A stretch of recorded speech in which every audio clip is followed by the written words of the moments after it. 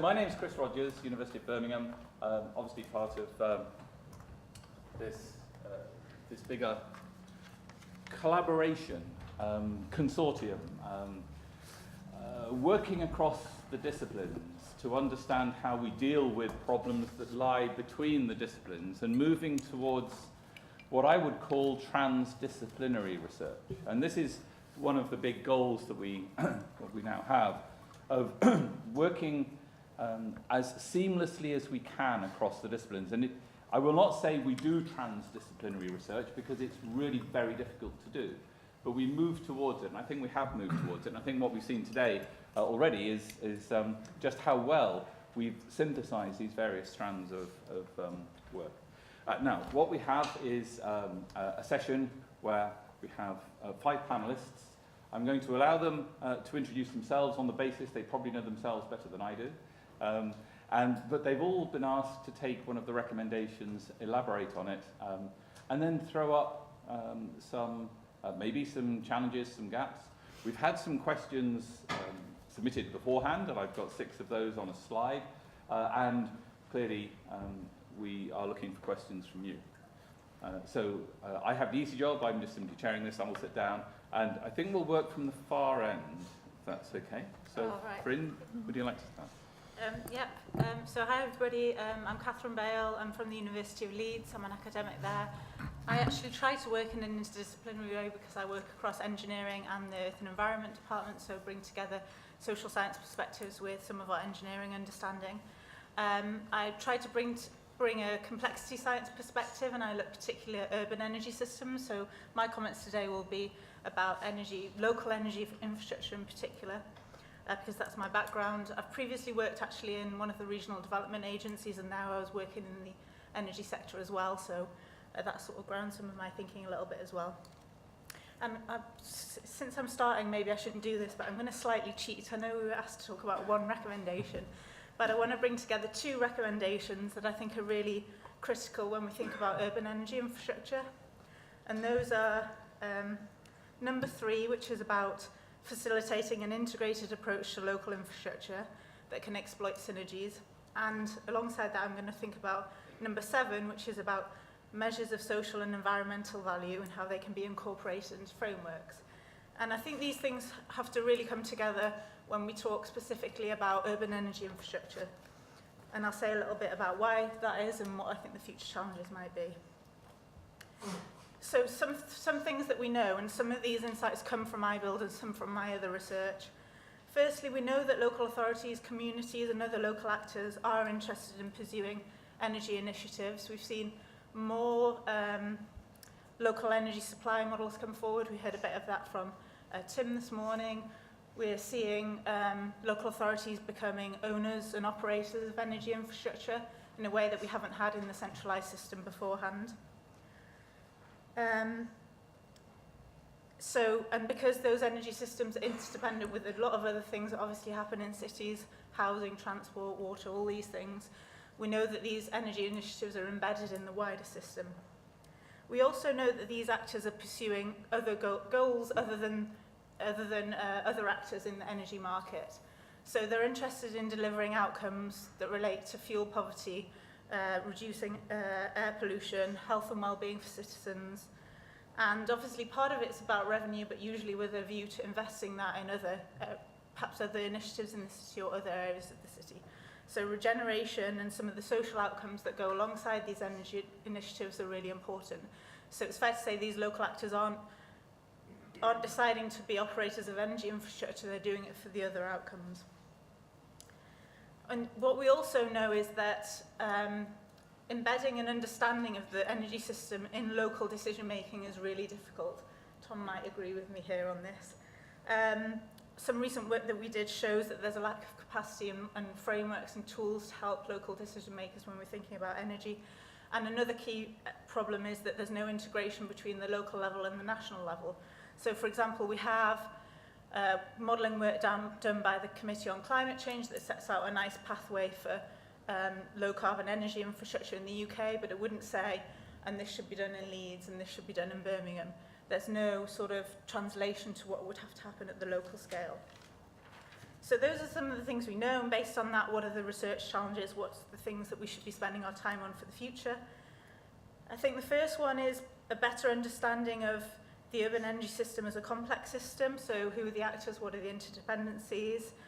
I've been working on this with some colleagues at Wuppertal, where we're trying to think about this as a framework that might be helpful for policymakers, as well as energy modelers and those that think about transitions. And the idea there is to not produce more models or more evidence. It's about embedding some of these ideas actually in the decision process. So the processes themselves need to be thought about. The second area where I think we need more work is on valuation methods, and that relates obviously to the recommendation number 7. Particularly in energy, there's a tendency towards models that give us a cost-optimized solution. But as I've just said, we know that local actors have different goals, and we need to start to think about how we understand that value when we're thinking about solutions. And based on that as well, it's not just the tools, but I think we need more on the evidence base. So things like, well, we're now seeing more heat networks that are led by local authorities. These are, sometimes they're old, like Pimlico has been operating since the 50s, sometimes they're newer. And what we do probably have is an understanding of the costs, maybe some of the carbon savings, those kind of things. What we have less good evidence on is some of the social outcomes. So what do these kind of local infrastructure options give us for the local area? And I think it's there where methods like social accounting, which Jane Gibbon, I know she's at the back here today, delves into. So we need to start to put together that evidence base for informing future decisions about local energy infrastructure. So what are the social outcomes based on longer term tracking of some of the projects that we've already done? And then just a plug for a colleague that's not here, Katie Rowlick, who I know many of you know, has recently launched the Leeds Infrastructure Commission, and hopefully she's going to try to address some of these issues at a local scale. So embedding some of these ideas into decision processes, thinking about valuation, thinking about decision making under uncertainty, thinking about those scale issues, and I'm sure that she's going to be getting some great results. So that Infrastructure Commission is a kind of local version of the National Infrastructure Commission, and I'm sure you'll see some interesting results from here in the future. Thanks. Hello everybody, my name's John Holden. I'm Director of Strategy and Research at the Greater Manchester Combined Authority.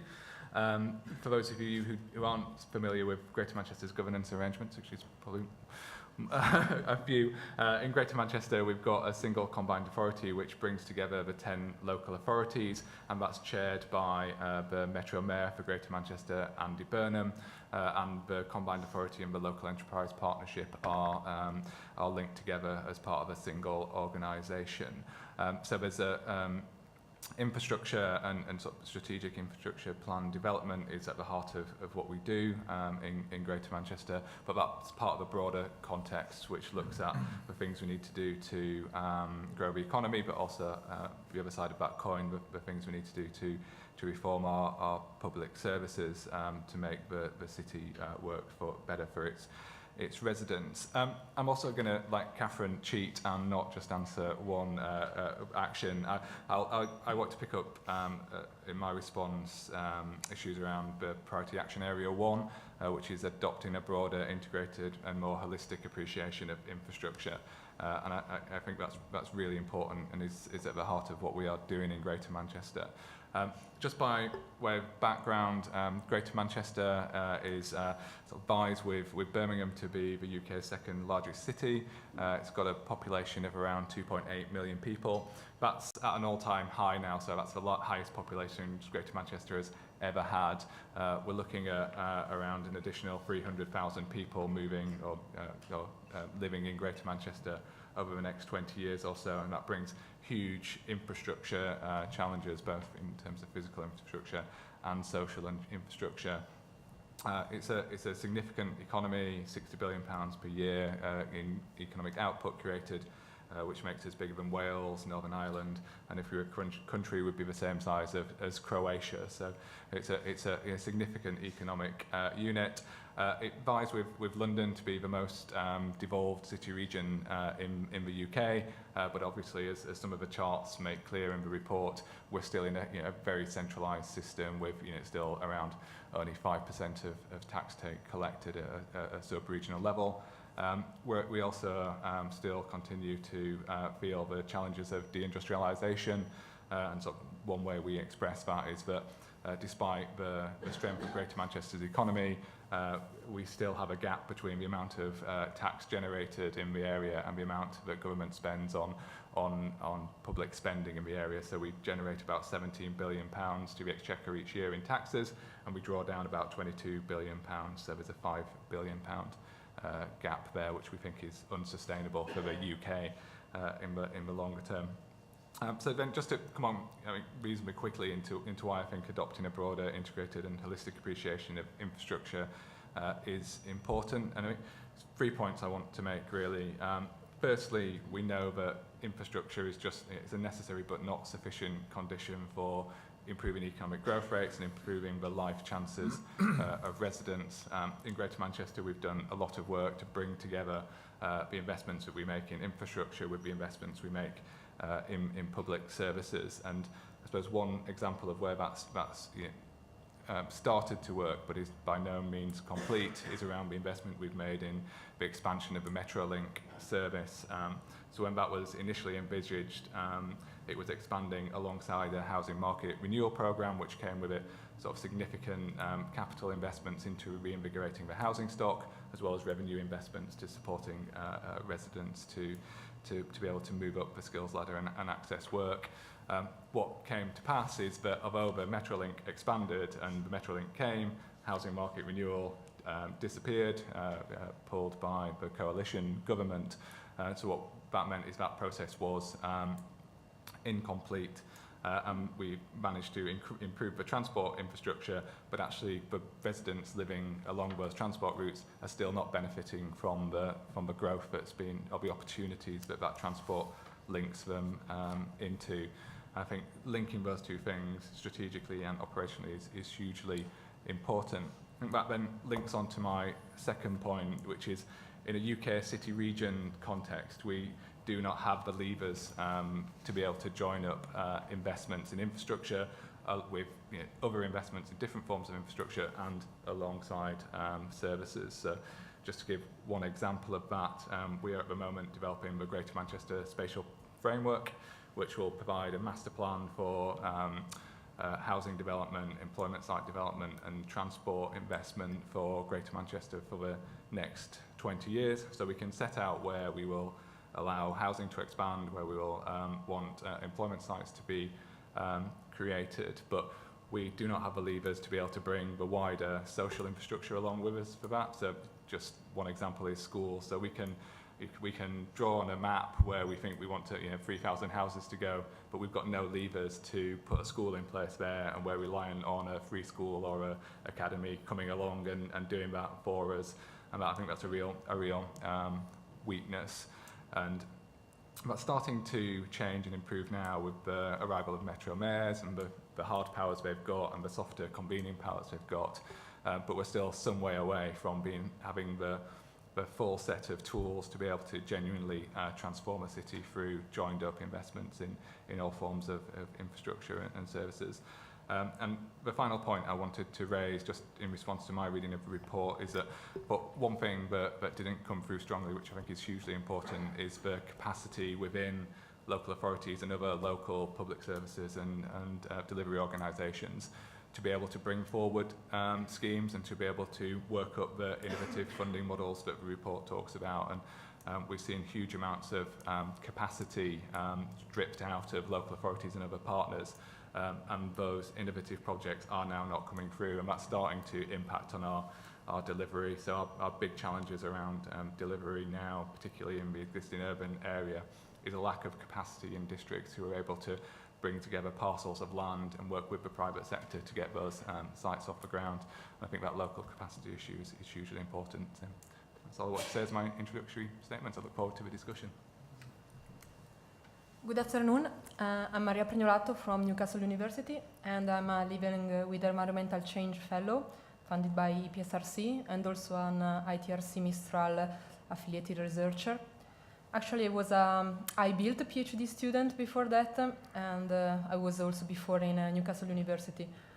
My research and my expertise is around the impact of flooding on the built environment, especially looking at the impact on transport network, not only from a structural damage, but also from an indirect damage. So what is going to happen when we have flooded streets to the traffic flows and to the society.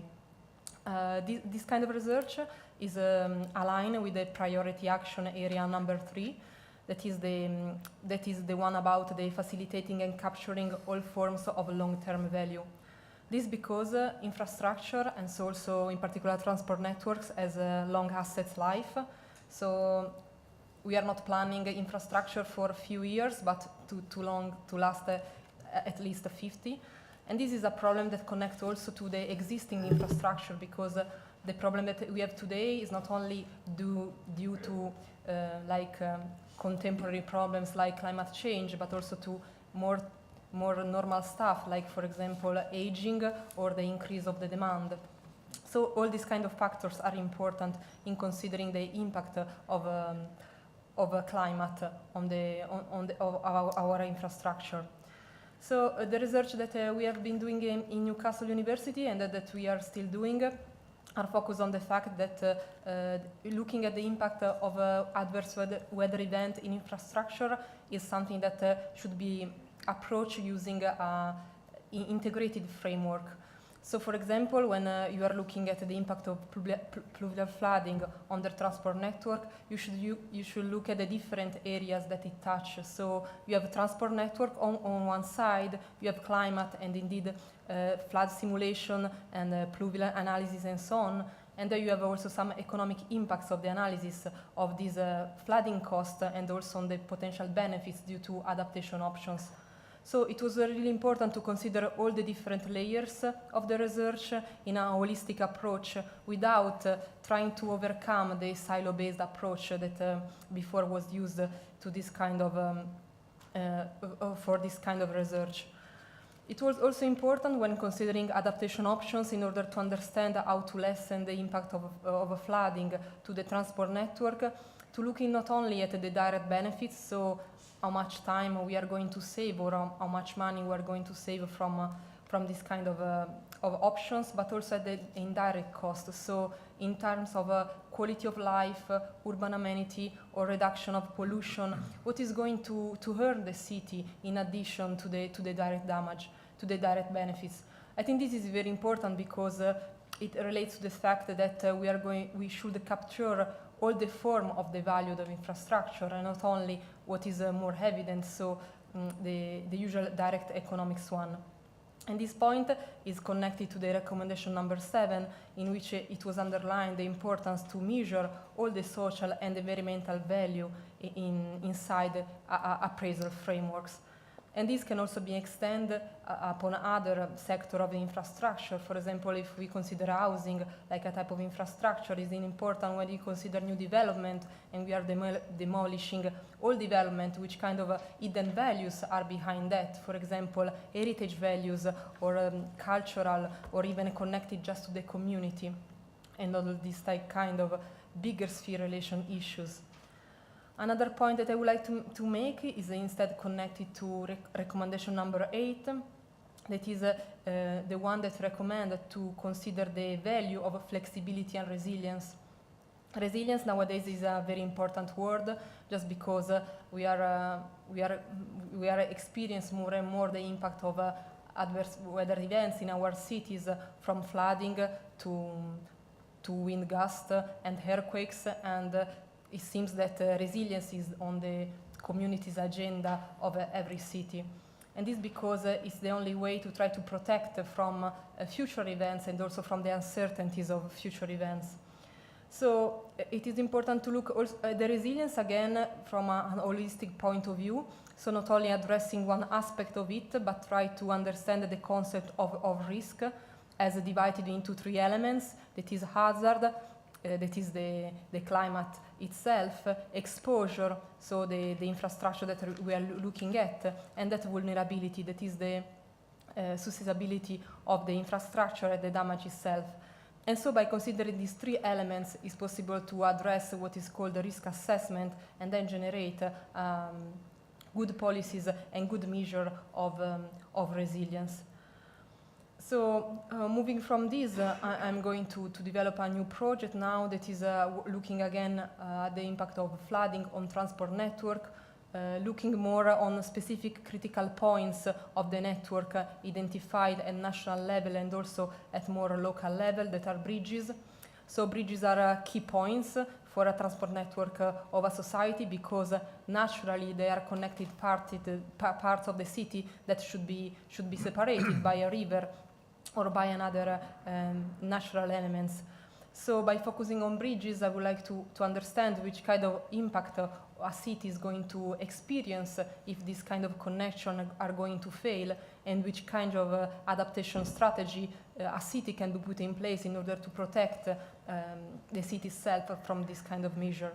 So I think that also in this direction, new trend of research are going to be studied. For example, I think that the Internet of Things can be very important to monitoring bridges and monitoring also the traffic flows in order to integrate to areas that we have already mentioned, like in the environmental area, the transport area, also a more digital area that can bring new benefits and new insights to the evaluation of the value of the infrastructure.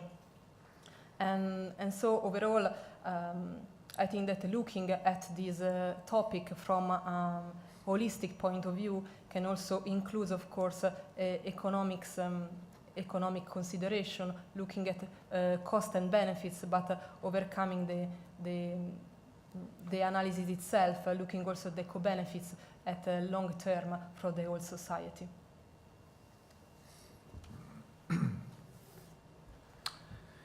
Well, my name's Robert Mair. I'm Professor of Engineering, Civil Engineering at Cambridge, and I lead the Centre for Smart Infrastructure and Construction. I'm also President for this year of the Institution of Civil Engineers. I'm going to speak probably more from the perspective of the Institution of Civil Engineers in my brief words. It's a great pleasure to be on this panel. I congratulate iBUILD on this really excellent report, Closing the Gap. I think our influence as a profession is very substantial. Studies, you will know this, have consistently shown that investment in infrastructure has a very strong multiplier effect. I was just talking to somebody just a few hours ago this morning about the Northern Powerhouse and the pretty clear figure that every 1 billion spent on construction output generates about 3 billion in economic activity, in total economic activity. But to increase productivity in our sector, we need to facilitate and capture all forms of long-term value of infrastructure. So this is very relevant, I think, to priority action area 3 in the report. And in particular, I want to address recommendation 8, which is all about frameworks to assess the value of flexibility and resilience across the whole infrastructure system over the long term. I think my angle here is that we can't do this all ourselves. Industry and government need to work collaboratively, and you will know that there very recently has been a construction sector deal as part of the government's industrial strategy, which outlines how the UK will remain at the forefront of construction over the coming years, boosting economic growth, serving society, increasing innovation, and we hope, of course, benefiting the country as a whole. So underpinning that sector deal are three key strategic themes that really will transform our industry. The firstly is digital, delivering better, more certain outcomes using digital technologies We're very clearly in a time of massive digital transformation. And key to that is the government's Digital Built Britain programme, its primary focus being building information modelling and all the increasing levels of sophistication that go with that. Second key theme is manufacturing, and that's improving productivity, quality and safety by increasing the use of off-site manufacture in the way we construct things. And thirdly, performance, which again returns to this important theme in the report, optimizing through-life performance through smart infrastructure assets involving sensor technologies and data analytics. All this will lead to improved, more economic and more resilient designs. It will also revolutionize asset management. That's the data generated by sensors will enable continuous monitoring of an asset throughout its life, providing information for more rational maintenance strategies and more rational repair strategies. It will also, should also, substantially reduce infrastructure operating costs. And if done well, we'll be in a much better position to prioritize the nation's infrastructure requirements. And it aligns very well, I believe, with recommendation 8 of the report. It's vital that we assess the value of flexibility and resilience across the whole infrastructure system over the long term and not just think of short-term costs, which really has been the prevailing view right up until very recently, thinking only about the short term and not the long term. The ICE's Thought Leadership Programme exploits the huge convening power of the Institution of Civil Engineers to bring together coalitions of individuals, organisations and government departments to look at this issue. And our National Needs Assessment, the National Needs Assessment, the NNA, identified the UK's infrastructure needs on a 30-year horizon. And this year's Project 13 has been tackling the poor productivity performance that bedevils construction and has done for so many years. It's amazing to recall that infrastructure covers 8 government departments and 26 ministers. And it is really vital that they do not work in the silo. It's important that they realise how much it is important to be completely cross-departmental in the context of infrastructure, and it hasn't really been that way to date. I welcome very much the government's future agenda for infrastructure delivery. On the 6th of December, there were 3 new major infrastructure reports launched at the Institution of Civil Engineers. The Infrastructure Projects Authority, the IPA, launched Transforming Infrastructure Performance, and also the National Infrastructure and Construction Pipeline. And the Department for Transport, at the same event, launched the National Infrastructure, the Transport Infrastructure Efficiency Strategy. So I think the government is beginning to show it recognises the need to improve performance of our infrastructure so that we can boost the productivity of the industry and deliver much better outcomes for society. And the construction sector deal, which I've mentioned, presents a huge opportunity for one of the UK's largest industries and for the broader economy. And the projected 600 billion pipeline of infrastructure projects can all be delivered over the coming decades. So I look forward very much to discussing the other key messages and recommendations from the report later on. Thank you. For those of you who don't know me, I'm James Richardson. I'm Chief Economist at the National Infrastructure Commission, and I lead the Commission's work on the National Infrastructure Assessment, which will be coming out later this year. I was going to talk mostly about recommendations 8 and 10, a bit like others. I'm slightly cheating on my brief and picking up 2 themes, but I think they're closely connected. Since I'm an economist, it's perhaps inevitable I'm going to talk a little bit about appraisal and cost-benefit analysis. One can't spend any time in the world of infrastructure without this coming up. And people make a lot of criticisms of cost-benefit analysis. I have quite a lot of sympathy with many of them. But I think what is really important about this report is it really focuses on 2 areas where the criticisms are really quite fundamental. You know, you hear a lot of things that are essentially kind of marginal. You know, we could do a bit better at involving environmental costs or these costs or that cost. But, you know, huge amounts of effort go into those things. And I don't mean to say that they're perfect, but, you know, there's a lot of focus. Whereas actually I think what is highlighted here in recommendations 8 and 10 are 2 of the really important, deep challenges with the way that a lot of cost-benefit analysis is done. And it's really great to see them flagged up here around uncertainty and around system effects.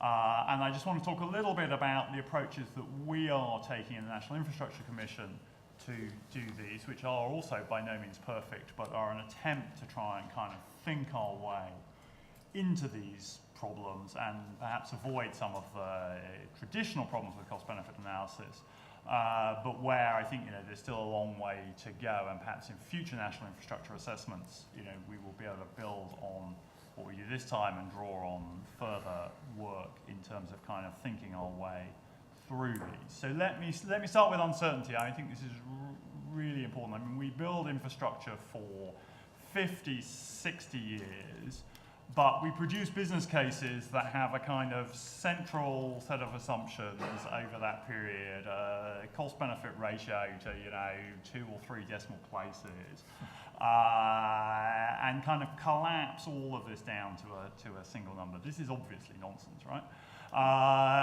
You know, the degree of uncertainty around many of the parameters that go into these calculations is very, very high, and trying to understand that and think about whether you're making good decisions against that uncertainty is much more important than trying to argue about, you know, nudging this number just slightly this way or slightly that way on the basis of some assumption about something that may or may not happen in 20 years' time. You know, long after the decision makers will all have moved on. And I think, you know, the challenges around this are really quite profound. So one of the things that I've read since coming into this job is the Buchanan report, Traffic in Towns, which some of you will know well, which was written in the early 1960s. And it's great because it forecasts out to about 2010. And it's unusual to be able to look back at these very long time forecasts from the end. And 2 things really struck me about it, which I think are, you know, kind of inform the way we are thinking about it. One is that it forecasts the number of cars in the United Kingdom in 2010. It's almost exactly spot on for the forecast for the number of cars in the United Kingdom, despite all the uncertainty about population, about vehicles to households, about income, all the things that have changed. It basically gets it pretty much right. It also forecasts flying cars, guided hoverways, and a whole series of other technological developments, none of which have come to pass. And again, that shows you the other thing, that, you know, it's very easy to get these forecasts just wildly wrong in dimensions, because things just change and they're unpredictable. And if we were doing the National Infrastructure Assessment 30 years ago, you know, we would almost certainly have, you know, misforecast the digital sector, for example, you know, very, very greatly, and not picked up things like, you know, the effect of the internet, which really wasn't being felt on society 30 years ago. On the other hand, you know, the aeroplane that you travel around in 30 years ago was probably a Boeing 737, and it probably still is. I mean, it's not an identical 737, but, you know, some things change, some things stay the same, and trying to think that through in uncertainty, so that you don't kind of go too far one way or too far the other way, and how you make decisions against that background, I think is a really important challenge. The approach that we are taking, and we're still kind of evolving this as we come to make decisions on the advice we put into the National Infrastructure Assessment, is a kind of scenario approach, but it's slightly different from the traditional scenario approach. So if I can kind of caricature a traditional scenario approach, you take 2 dimensions of the problem, you draw a nice 2x2 matrix because it fits on your piece of paper, and then you then come up with 4 scenarios that are in the corners of that matrix. That's great if what you want to do is challenge people to think outside the box. So I'm not criticizing this as a technique, I think it really has its place. But as a way of developing quantitative assessments of potential uncertainty, I don't think it captures what really happens, partly because the problems are never 2-dimensional, but also because you're never at the extremes. You know, some things are in the middle, the number of cars in society, the Boeing 737, and some things are at the extreme, you know, the digital technologies or whatever, and you really need to think that the future will be some unpredictable mix of things that stay the same and things that are different. So what we have tried to do is we've used 4 dimensions. It's probably still not enough, but we've looked at technology, population, economy, and climate change. That means we can't draw any diagrams, which is a bit of a pain. And we have developed a number of scenarios within each of those, trying to draw on the historical evidence or the scientific evidence in areas like climate change, and on others' work to kind of get an idea of what the high, medium, and lower would be like. And then, in a sense, we've picked combinations which involve things going a long way off-center, if you like, in some dimensions, but not in all simultaneously. So it's not kind of high, high, high, high, which never really happens, but it's also not central, central, central, central, which is the classic thing that goes into appraisals, which also never happens. And so we picked, and there's a degree, inevitably, of kind of judgment in picking those, but we've tried to use those to find scenarios that have that mix, which seems to be what happens. And then we've tried to use those to get a range of possible outcomes and focus on that range rather than on kind of the scenario itself.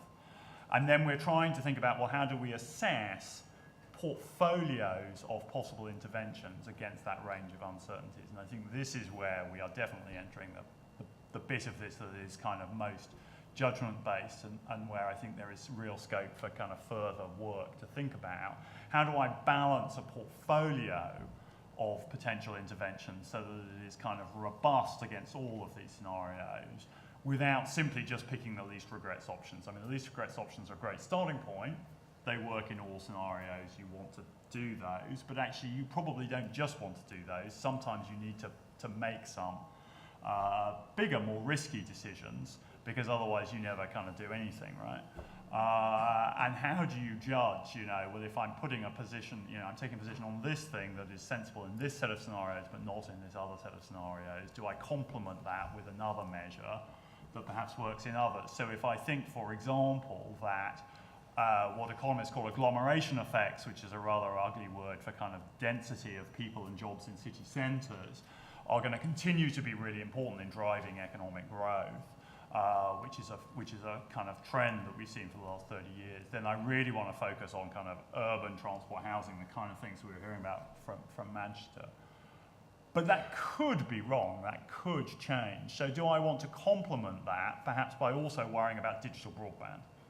Because then if I'm wrong on one or other of these things, I'm still not wrong overall.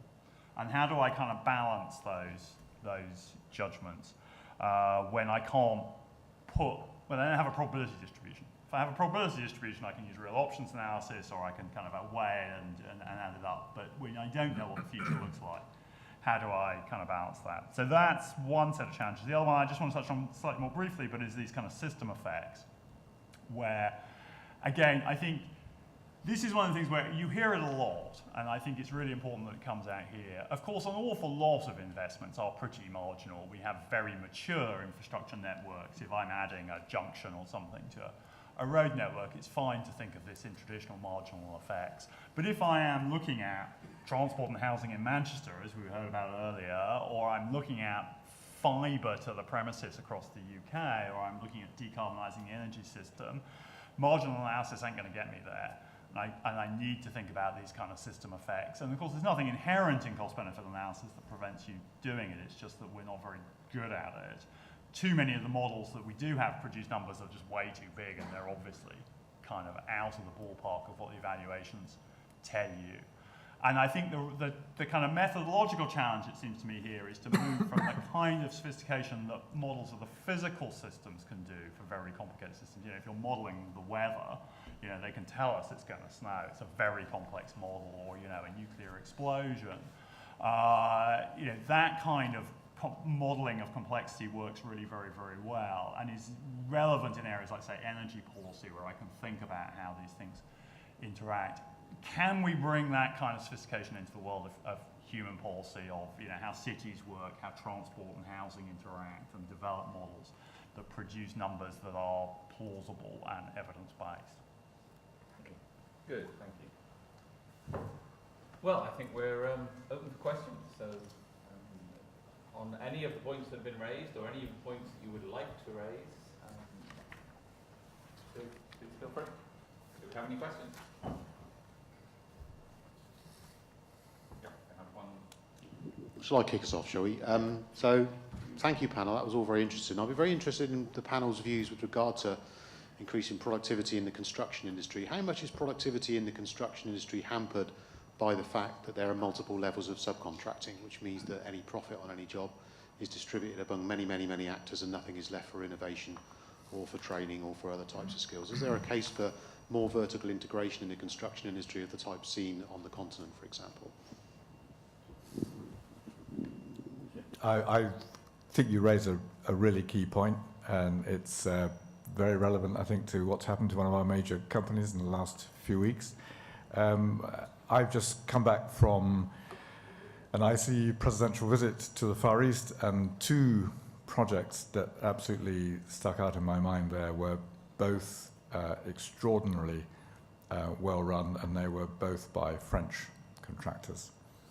And the two things that were very different, one was the point that you've just highlighted, that their supply chain was far, far more compact and crystallized, and most of the supply chain was within their own organizations. These were big French contractors.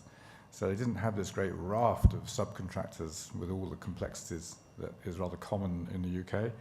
The second point, which is a different one, but I think it's also very relevant, is that the project directors in both cases on these two extraordinary projects were both highly commercially, tremendous commercial acumen, of course, but they were also really, really good technically. And so that's quite unusual. So they were not just thinking about how to screw down the subcontractor to improve the cash flow. They were actually thinking all the time about the engineering and the technical aspects of the project, which I found very impressive. Absolutely. Anyone else want to pick up on that? Or okay, not getting a taker. So, Annie? Okay, Andy Pike from Kurds at Newcastle University. Thanks to all the panel members for very thoughtful reflections on our report and our endeavours over the last few years. One thing that's kind of needling me a little bit at the minute is there's been some appraisal guidance by the Department for Housing and Local Government that's been published now back end of 2016, and it seemed to kind of signal a shift in appraisal away from sort of employment and GVA type issues towards land value. Now, I do worry in the context of northern sort of post-industrial cities that struggle with land values and even have negative land values, how we can kind of come up with some solutions that mean that kind of appraisal mechanism doesn't end up giving high scores to projects in places with already high land values, or the possibility of higher land value uplifts. So I'd be interested in the panel's thoughts on that issue. Yeah, I'll take it. Yeah, so Andy and I were just talking about this over a cup of coffee, and I guess in a Greater Manchester context, you know, where we'd be concerned about a national methodology which did put too much emphasis on land value uplifts because of the disparities in land values across the UK, and also in a Greater Manchester context, and indeed in many parts of the UK elsewhere, negative land values themselves, which mean you're going from a negative value to zero across quite a significant amount of money. I think one thing that we were pleased about in the National Industrial Strategy was the talk about the rebalancing toolkit, which was put forward as a way to start to rebalance some of those national spending decisions, taking a more sort of transformational approach, which was spoken about earlier. I think my sort of reading of the documentation that's come out is that that's relatively weak at the moment, and is really about setting a strategic context rather than changing some of those underpinning quantitative methodologies, which ultimately we do know have the greatest weight with Treasury. So I think there's a lot of work to be done on cost benefit analysis, I think, still, to get to an approach whereby we can genuinely meld together those hard CBA approaches, which we support, alongside some of those more qualitative measures to address the long-standing issues in parts of the UK. I mean, it's a really good question. I guess my sense is I wouldn't completely want to throw the baby out with the bathwater on this. I think there is value in using land value as a way of trying to capture some of these system effects, because we do know that lots of things can be capitalised into land values. Now, I don't think that tells you anything about the starting point of a land value, which is kind of irrelevant to this. It's about the change in the land value. And of course, the change in the land value could be just as high in somewhere with low land values to start with as in somewhere with high land values. So clearly, if it's being used to say you should invest in places with high land values, it's completely missing the point. It should be about the change. But I think it is a way of trying to capture some of these things that are very hard to capture. But equally, we know that not everything is going to be capitalised into the land value. So it's not in any way a kind of perfect measure. And of course, it will also vary with things like the nature of the planning system, the availability of land, and so on. The supply side in the land market is going to change how that land value plays out. So of course it could be that the individual properties don't rise in value at all because more properties are being built because land supply is relatively elastic in a place. That ought to be captured by the change in the land value from the field, as it were, to the house, if you've got the boundary right. But of course getting the boundary right can be really difficult. So it's a complicated area, I think, but I wouldn't want to completely discard it. I think it is one way into some of these things of capturing some really difficult to capture effects, but you've got to be careful in the way you use it. Can I just add one quick comment as well? A nice example of this would be selling off a piece of land that might look like it has low land value, but it could be on a ridge somewhere, and the potential for wind resource could be high. So if you were able to do a resource assessment to understand what the future revenue of that land might be with the right energy generation technology, then you might be missing some valuation of the land. And that's, I think, why it was actually touched on in Richard's presentation at the start, why one of the recommendations in the report is to do with using resource assessments as a way to fully understand the land value. Yeah. Can I give a final point instead in connection with the presentation of Stephanie of this afternoon, that, for example, some intervention like green infrastructure can enhance the land values just because a part of the city can be considered dangerous, but instead with a kind of intervention like green infrastructure, not only we are reducing the flood impact, the potential flood impact with measure of flood alleviation, but we are also transforming a part of the city into something that has more value because it's just it has a better urban quality than before. And so, for example, if we have houses there, these houses are going to increase their value just because now they are in a very nice neighborhood with rain gardens and swales, very green areas in which the impact of the reduction of the impact of flooding has been associated with the urban amenity that before was not present, and so this is increasing the value of the area itself. Okay, that's fine. Thank you. Peter? Good afternoon. Peter McDermott, School of Built Environment, University of Salford, and part of the steering group for iBUILD. My question might be addressed to Lord Mair and John. And I'd like to speak dispassionately this afternoon, but I can't say how delighted I am personally about the construction sector deal. That's, construction for once is placed at the centre. I think it was one of four, the first four that coming out of the industrial strategy. And I'm so excited about that. And speaking to John, Greater Manchester is having its own industrial strategy across the devolved area. My question is is there an opportunity, and we are discussing this across Greater Manchester and the North Western England, what opportunities are there now for potentially a local, regional construction sector deals? Obviously, learning from the opportunities that are coming from the national sector deal, but surely across the regions we can begin to do these things for ourselves as well. Any ideas about that would be very welcome.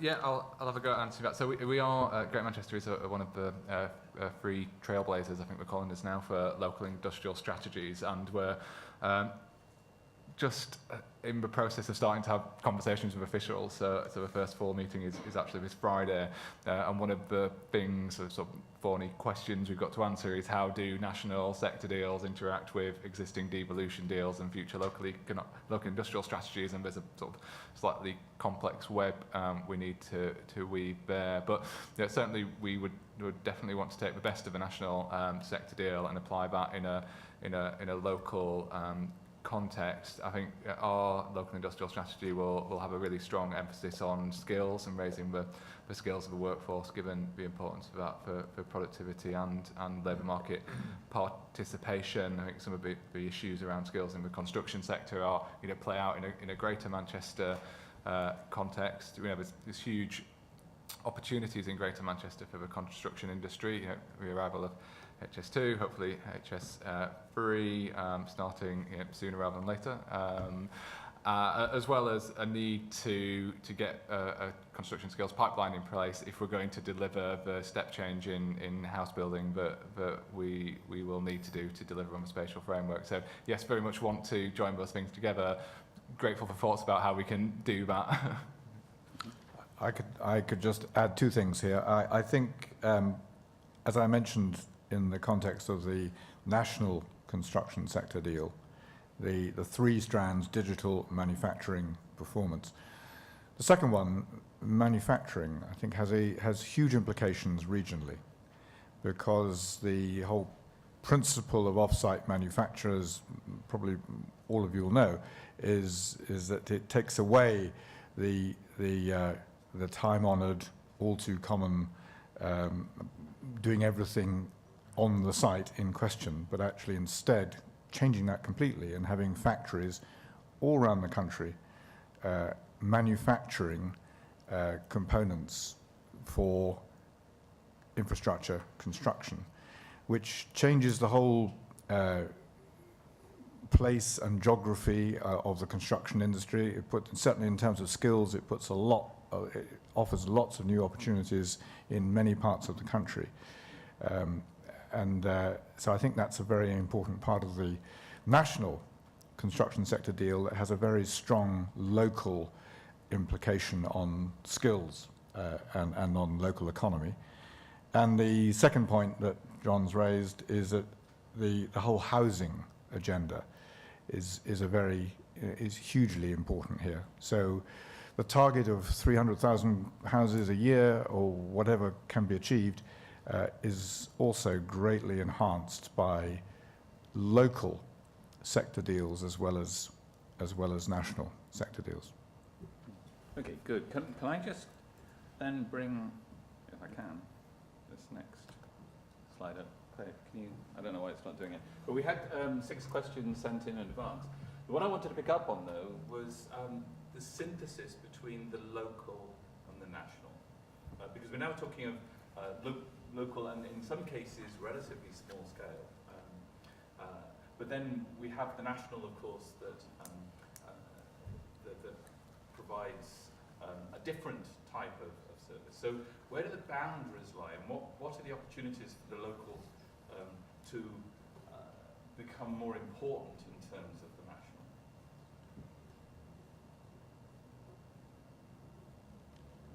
Do you want to start from the national end or the local end? Let's start with the national. When I start from the national, I think it's a really good question, and it's obviously one that we face as the National Infrastructure Commission. We've been asked to look at nationally significant infrastructure.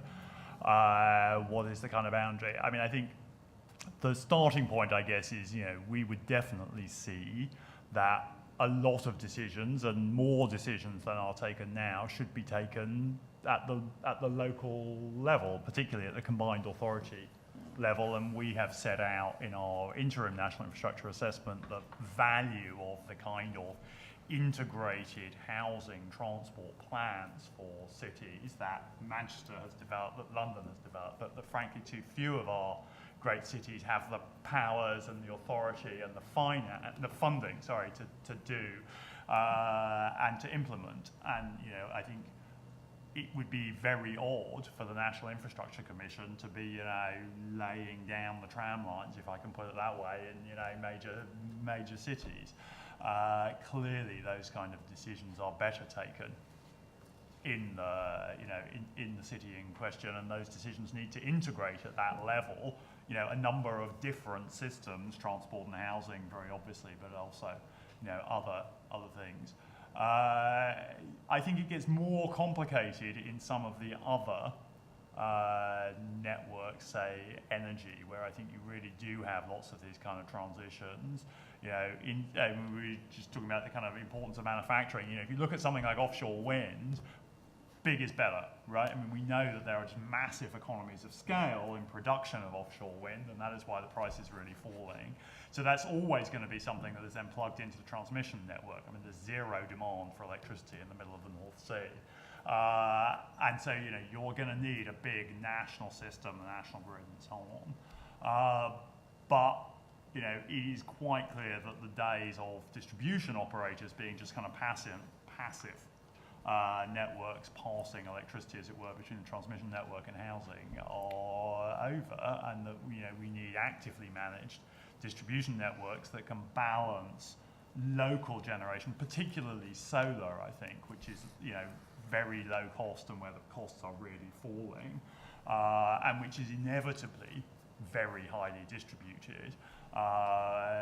But potentially some other forms of generation in some places where local circumstances fit it, but also things like storage and so on, which could operate at different levels, through batteries in people's houses, through to great kind of battery farms plugged into the transmission network, and we'll probably see all of that. So I think for that, we're going to have to evolve, as it were, a national picture that is capable of understanding the kinds of things that happen in the local area. I think as the National Infrastructure Commission, we have to be able to think about what might happen, as it were, on the distribution. I was going to say on the average, but really more the distribution of what might happen in local areas. But local areas are also going to have to play a part. Distribution networks are going to have to become much more active. Local authorities will no doubt have to play a key role, particularly, I think, in things like energy efficiency, which is, again, very much at the local level. And these, we're going to have to work out ways of integrating these different layers of governance and decision-making, which perhaps we haven't really thought through in something like energy, which has been very kind of top-down in the traditional model until recently. I mean, I suspect that, some areas will still be a bit simpler. I mean, water is probably still going to be provided at a relatively large scale. There's a role for local authorities in planning and so on, but basically you don't want lots and lots of small reservoirs all around the country. So not everything will face the challenges, but I think some sectors, and energy is probably the most important, we are going to have to evolve a different balance, and hopefully we can play our role in that, but we're very, very keen to work with Metro Mayors and others who have a very important role as well. Yeah, I mean, I'd agree with all that. I mean, unsurprisingly, I would argue that the decision making is too centralised at the moment, and I think it was just a budget before last where we had the National Pothole Fund, and filling potholes being a national issue. I sort of struggle with that sort of conceptually, I guess. I think the local role is though for me around that coordination and bringing together different actors in the infrastructure space and coordinating them and getting them sort of around the table to bring their investments together and prioritise. I think ultimately at a local level, it is on Metro Mayors and combined authorities increasingly to be taking the difficult decisions about prioritising across different investments, and there's some levers there, but they are quite difficult. I think one area that we need to look at into the future as well is around the fiscal setup of the UK and the extent to which local actors can benefit from the infrastructure investments that they make. So at the moment, the extent of fiscal devolution in the UK is council tax and business rates. So if we're investing in transport infrastructure to drive economic growth, we'll see an uplift in business rates, but business rates only account for about 5% of national tax take. So you've got to have a pretty damn good transport scheme to be able to get a payback on a 5% of the total return. So thinking about that genuine fiscal devolution will be important as well. But I mean, we've got quite a long way to go before we get there as the UK from the starting point we've got now. Just to add a couple more comments and to go back to my example actually in my initial comments where I said about, for example, the Committee on Climate Change might have national models that would say where we need, what energy infrastructure we need at a national level, but it doesn't say where. Colleagues that I've worked with at UCL have done a review of where whole systems energy modelling has been used at different scales, and they found that there is activity at the international scale, so there are models that show the international energy picture. There are a lot more models that exist at the national level, and then there's barely any at the local level. But then the biggest thing is that these things all exist separately, and there's no interlinkages or integration between these different models at different scales. So we need to get we need to find ways to better integrate those models, partly because we need things like a common set of assumptions, so we don't want a model at a national level to have a different set of costs in, for example, than something at a local level. Doing that kind of work would build legitimacy and trust in different models at different scales, and you could also start to do some of the coordination work that you mentioned, as in maybe getting actors at different scales to talk about what are the inputs to these models and make sense of the outputs. If we do this in all these local places, do we tot up to what we need to do nationally to meet various national targets? Of course, capacity is an issue, and you mentioned this in your opening comments, so we can't expect local actors to suddenly be energy modelers and to get a handle on all this, but then that's an opportunity for us as academics, because if we start to make some of these things open access, but not open access, horrible big black box, complicated models, open access where we've spoken to stakeholders in advance, we've got their buy-in to, again, things like assumptions, so that we can build things together and build those sort of shared understanding of some of the integration issues. Tim first, I think, and then Roger. Thanks, Tim Foxton from Sprue at the University of Sussex. Just sort of following on, I mean, we've talked a lot about the importance of the wide range of values that can be created at the local level, and the importance of local participation in the decision-making processes, and to sort of elicit what the values people want are, but that, then that raises the challenge of how we increase that local participation in decision-making without things getting bogged down and no decisions being made on important infrastructure. So how do we sort of balance that increasing participation with actually needing to take these decisions for the long term? Okay. I'll say something quick. I think if Katie was here, she might be able to say something towards that. I know that through her Leeds Infrastructure Commission, she is going to be doing some work with the public on what they want to see from infrastructure. I think the other issue you didn't quite ask a question on, but that is important here, is a couple of people have mentioned digital technologies, Internet of Things, these kind of things. Those could be really important for transforming the energy system, bringing online things like demand response, but we've done barely any work on how consumers will react to those kind of technologies, whether they will change their behaviours to provide the kind of demand response that we want to see. And so because we don't have that consumer picture, we sort of make assumptions about what business models might work, and we're probably lacking the research on well, will it work? Have we asked people what they think of time of use tariffs? I mean, people are starting to do that now, but that's just one example. I would like also to say that in the iBUILD report there are also two interesting case studies. One was regarding like community involvement, It was the one based on the Wingrove project, in which the community was involved to green the area in order to combine flood alleviation to just an improvement of the area itself. And the community did it thanks also to some funding, but also putting their own time and their own resources. And the second case study was presented this morning by Richard, was the one in which we had a rural area in which there was no enough demand to justify an investment by broadband companies. And in this case, it was the community itself to take care of it and put the cables in the ground and so on in order to bring the broadband to the town. So I think that the community involvement is fundamental in many situations, especially if we would like to have a very inclusive infrastructure in which the infrastructure is not only led by revenues, but by the fact that there should be a service for everyone with a good level of service. Just very briefly say, I mean, part of the approach we're taking is to do social research. So trains willing, I'm off to North Yorkshire on Thursday to kind of listen to members of the public talking about this. But I think there is a degree to which seeing these things in conflict is possibly a mistake. Done well, allowing people to have their say early in this allows you to get the thing done quickly. I think, the mistake is, we often do this stuff really, really badly and then worry why it backfires, and there's obviously a kind of skills issue there. And B, of course, you're never going to get 100% of people to agree with anything, so at some point you have to make a decision, and you probably want to be pretty clear about where that point is going to be. But, doing this well through that process, I think actually allows you to get stuff done better, because you can take 80% of people with you if you've got a good project, and if you haven't got a good project, better to find that out before you've built it. Okay, Roger? Roger Street with the University of Oxford. I was been mulling over a point that John mentioned, and it's this capacity drift out of local authorities and other entities.